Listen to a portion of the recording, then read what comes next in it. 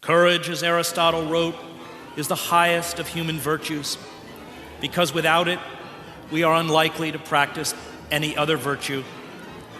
And once we find this courage, we find freedom. Camus argued that we are separated from each other. Our lives, he wrote, are meaningless. We cannot finally influence fate.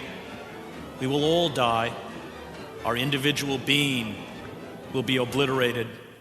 And yet, Camus wrote, one of the only coherent philosophical positions is revolt. It is a constant confrontation between man and his obscurity.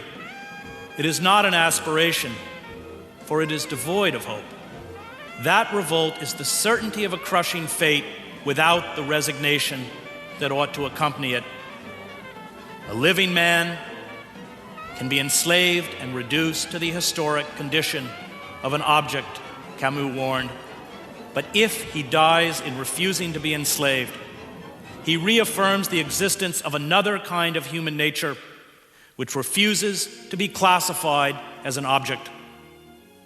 The rebel, for Camus, always stands with the oppressed, the unemployed, the sick, the homeless, the one of 4 children in this country who depend on food stamps to eat, the Palestinians in Gaza, the frightened families in Iraq and Afghanistan, the disappeared who are held in our global black sites, the legions of poor in our inner cities and depressed rural communities, undocumented workers, those in our prison system. To stand with them does not permit us to collaborate with institutions such as the Democrats, who mouth the words of justice while carrying out acts of oppression. It means open and direct defiance and often very lonely acts of revolt.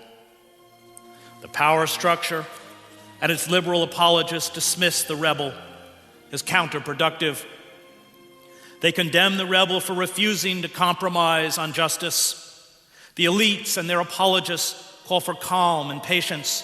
They use the hypocritical language of tolerance, compromise, generosity, and compassion to argue that the only alternative is to work and accept systems of power that long ago abandoned these virtues. The rebel, however, is beholden to a moral commitment that makes it impossible to stand with the power elite. The rebel refuses to be bought off with foundation grants, invitations to the White House, television appearances, book contracts, academic appointments, or empty rhetoric. The rebel is not concerned with self-promotion or a career or public opinion. The rebel knows that, as Augustine wrote, hope has 2 beautiful daughters, anger and courage. Anger at the way things are, and courage to see that they do not remain the way they are. The rebel is aware that virtue in the wider society is not rewarded. The act of rebellion defines itself. And in these acts of rebellion, especially when they are carried out against monolithic forces of power, we see human majesty. You do not become a dissident just because you decide one day to take up this most unusual career, Václav Havel said when he battled the communist regime in Czechoslovakia. You are thrown into it by your personal sense of responsibility, combined with a complex set of external circumstances. You are cast out of the existing structures and placed in a position of conflict with them. It begins as an attempt to do your work well and ends with being branded an enemy of the state.